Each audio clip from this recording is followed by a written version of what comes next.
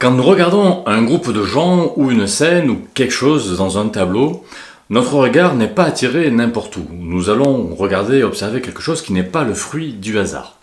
Pour vous en convaincre, regardez cette image de 1941.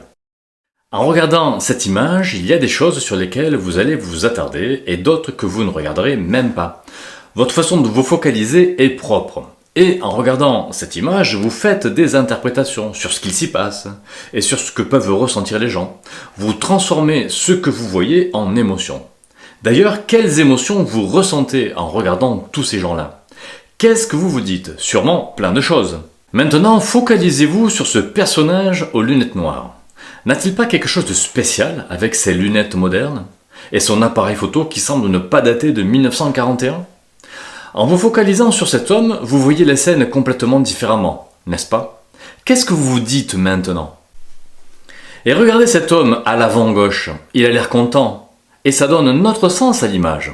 En regardant son air content, qu'est-ce que vous vous dites? Et si vous regardez cet homme en arrière-plan, légèrement à sa droite, lui, il fronce les sourcils, comme s'il était contrarié. Si vous vous concentrez dessus quelques secondes, si vous vous focalisez sur lui, qu'est-ce que vous vous dites de nouveau à propos de cette image?